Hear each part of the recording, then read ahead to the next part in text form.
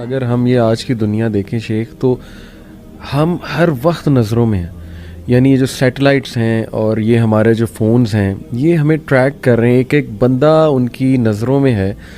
تو یہ بھی ایک اس کا ویپن تو ہوگا ڈیفینیٹلی کہ ایک ایک بندے کی خبر رکھنا اور نظر رکھنا لوگوں. ایون ایسی باتیں, سنوڈن ایک بڑا مشہور وسل بلوئر ہے, CIA میں تھا پہلے, اب وہ رشیا میں اس نے پناہ لی ہے. تو اس نے کہا کہ آپ کی سوچ ہے یہ لوگ آپ کے کمروں تک دیکھتے ہیں, آپ کے لیپ ٹاپ کے کیمرہ سے. تو ان کے ہاتھ میں, کیونکہ آج کا جو جنگ ہے نا وہ ڈیٹا کی جنگ ہے.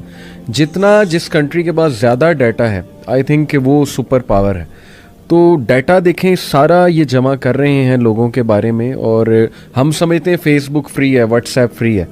فری تو ہے لیکن اس کے بدلے وہ ہم سے کیا کیا لے رہے ہیں. ایک ایک انفارمیشن میری, میں کہاں جاتا ہوں میں ٹریک ہو رہا ہوں, میری لوکیشن ساری ٹریک ہو رہی ہے.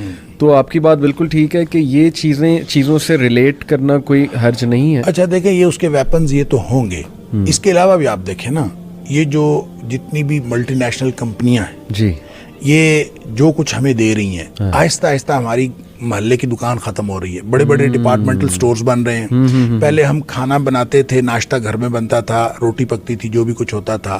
اب جو ہے ہم بریڈ کا انتظار کرتے ہیں. بریڈ جو ہے پیچھے سے سپلائی ہو رہی ہے. اور پانی جو ہے پہلے نیچے کا پی لیتے تھے ہم, نل کا گھر میں لگا ہوتا تھا, اب پانی کا بھی انتظار ہو رہا ہے, سپلائی آ رہی ہے.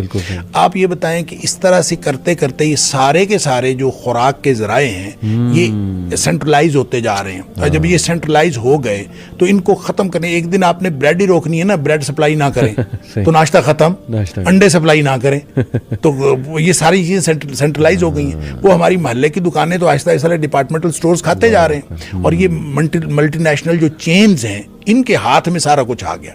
اور جب وہ دجال آئے گا تو اس نے تو بس ان کے ساتھ ہی ڈیل کرنی ہے نا. بالکل ان کو کسی اور کو تو کہنے کی ضرورت ہی نہیں. اور پانی بھی رک گیا ہمارا, بالکل, اور ہمارا جو ہے وہ کھانا بھی رک گیا. ہر چیز آہستہ آہستہ چیزیں ساری ان کے ہاتھ میں آ جائیں گی. تو یہ سارے کے سارے نو ڈاؤٹ کہ اس کے ویپنز ہیں.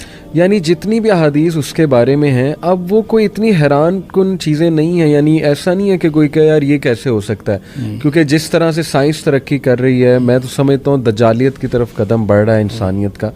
کیونکہ آج کی جو شیخ ویسٹرن سائنس ہے میں سمجھتا ہوں وہ تو خدا کے انکار میں نکلی ہے. اس کی مین موٹیویشن ہی جو ہے وہ یہ ہے کہ خدا کا کوئی وجود نہیں ہے, بس چھوڑو مٹیریل کو اسٹڈی کرو, انسانیت کی بہتری کے لیے چیزیں بناؤ. حالانکہ بہتری کے لیے کیا بنائی, زیادہ تو سفر ہی ہو رہا ہے انسان. آپ دیکھیں infertility is a big issue in our generation.